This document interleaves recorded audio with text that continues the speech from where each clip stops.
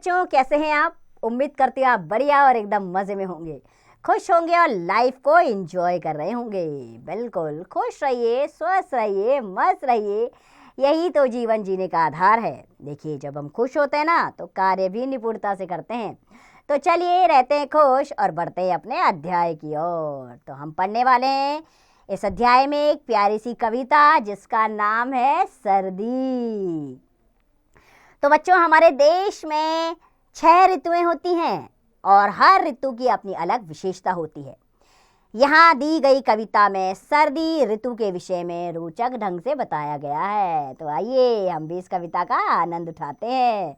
तो कविता की पंक्तियां कुछ इस प्रकार है बच्चों कि सबके कटकट दांत बचते जब सर्दी आ जाती है, अच्छे लगते स्वेटर जर्सी आइसक्रीम ना भाती है। अर्थात जब सर्दी आती है तब क्या होते हैं, दांत कट कट कट कट करने लगते हैं ना। तो बस जब सर्दी आती है तो सबके दांत कटकटाने लगते हैं और सबको स्वेटर और गर्म कपड़े अच्छे लगने लग जाते हैं और आइसक्रीम किसी को नहीं भाती है। सूरज अति प्यारा लगता है, प्रिय लगती है मूंगफली, गर्मी में जो आग न भाती अब लगती है खूब भली। अर्थात सर्दी आते ही सब धूप सेकने लग जाते हैं ना। सूरज सबको अच्छा लगता है, जब सूरज नहीं आता सबका मन उदास हो जाता है कि कितनी ठंड बढ़ गई है, काश सूरज निकल आता तो थोड़ी देर धूप में बैठ जाते। तो बस सूरज आते ही सूरज सबको प्यारा लगता है और खूब मजे से लोग सर्दियों में मूंगफली खाते हैं। और जो गर्मियों में आग सबको बेकार लगती थी, वही आग अब सर्दियों में सबको प्यारी लगने लग जाती है। पाला पड़ता धरती लगती, बहुत बड़ा चांदी का थाल, कुहरे की चादर दिखती, जो फैले हों बुढ़िया के बाल। अर्थात सर्दी में क्या होता है, पाला पड़ता है। देखते ना आप सुबह सुबह ओस की बूंदे ठंड के कारण है, तो पाला ऐसा लगता है कि जैसे बहुत बड़ा चांदी का थाल हो। जब उस पर सूर्य की किरणें पड़ती हैं तो वह चमकने लग जाती हैं, तो ऐसा लगता है वो चांदी का थाल हो। और चारों तरफ कोहरे की चादर ऐसे दिखती है जैसे किसी बुढ़िया के बाल हों। लंबी हो जाती है रातें, दिन हो जाता है छोटा, सबको थर्रा देती सर्दी, पतला हो चाहे मोटा। तो उस समय क्या होता है, सर्दियों के दिनों में रातें लंबी हो जाती हैं और दिन छोटा हो जाता है। सर्दियों के दिन आते ही सबको बेहद सर्दी लगने लग जाती है, चाहे वो पतला हो या हो मोटा। सुबह नहाना हमको भैया मुश्किल बहुत लगा करता, थोड़ा सा व्यायाम करें तो उससे कुछ जाड़ा भगता। अर्थात सुबह सुबह मम्मी नहाने को कहती है तो मन नहीं करता, बड़ा ही मुश्किल काम लगता है नहाना। तो हाँ, थोड़ा सा व्यायाम यानी कि कसरत कर लें तो उससे शरीर में थोड़ी सी गर्मी आ जाती है और तब लगता है कि थोड़ी सी सर्दी गायब हो गई है। तो बच्चों, यह कविता हमें सीख देती है कि हर ऋतु यानी कि हर मौसम का अपना महत्व और आनंद होता है।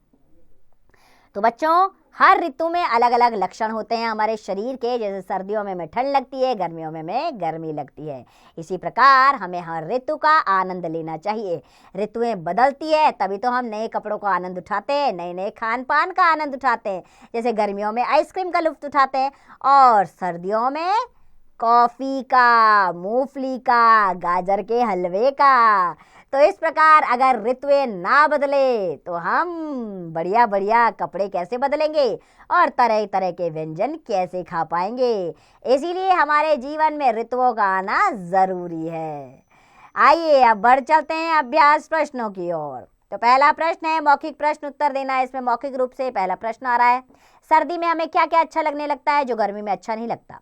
सर्दी में हमें गर्म कपड़े अच्छे लगने लग जाते हैं, हमें सूरज की गर्मी अच्छी लगती है, आग की गर्मी अच्छी लगती है, मूंगफली अच्छी लगती है, गाजर का हलवा अच्छा लगता है। इस प्रकार बाकी के प्रश्न आप के उत्तर आप स्वयं देंगे मौखिक रूप से। दूसरा प्रश्न विकल्प से संबंधित है। इसमें पहला वाक्य है, स्वेटर जर्सी आदि पहने जाते हैं वर्षा ऋतु में, शीत ऋतु में, वसंत ऋतु में, इन सभी में।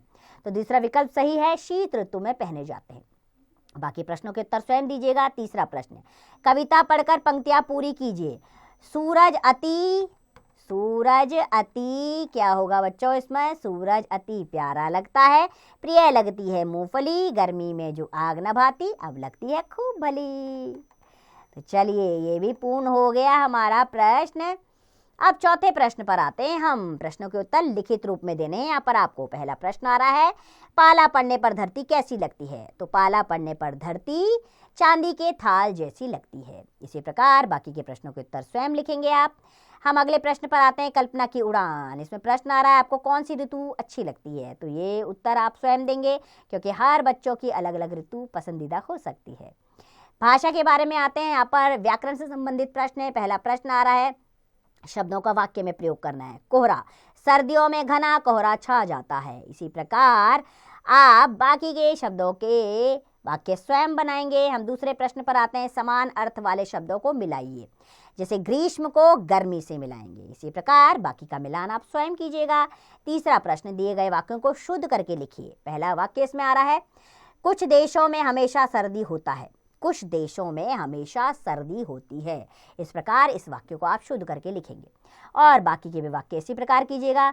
चलिए विषय संबंधित गतिविधियों पर आ जाते हैं। इसमें पहला प्रश्न है, गर्मी से बचने के लिए आप क्या क्या करते हैं? क्या क्या करते हैं भाई? शरबत पीते हैं, छाछ पीते हैं, आइसक्रीम खाते हैं, और क्या करते हैं? ठंडा ठंडा खाना खाते हैं, और क्या क्या करते हैं? एसी कूलर के नीचे सोते हैं, है ना। गर्मी से दूर रहते हैं, बाहर जाने से बचते हैं। तो ये सारे कार्य आपने यहाँ पर लिखने हैं। दूसरा प्रश्न, सर्दी की रात में ठिठुरते किसी गरीब और ज़रूरतमंद व्यक्ति को कोई कंबल या रजाई ओढ़ने के लिए देने की व्यवस्था कीजिए।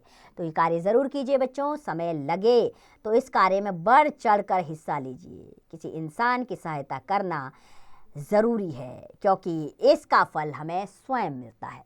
अगला प्रश्न, आप किस ऋतु में कौन सी चीज़ें काम में लेंगे? गर्मी, सर्दी, बरसात। अब आप ये स्वयं लिखिएगा कि कौन सी चीज़ें किस में काम में लेंगे। जैसे गर्मी में आप एसी काम में लेंगे, सर्दी में आप क्या करेंगे?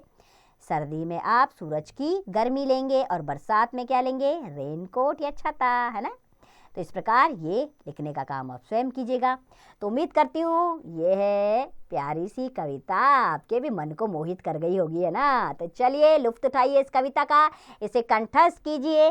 खुश रहिए, स्वस्थ रहिए, मस्त रहिए और इसका अभ्यास करते रहिए।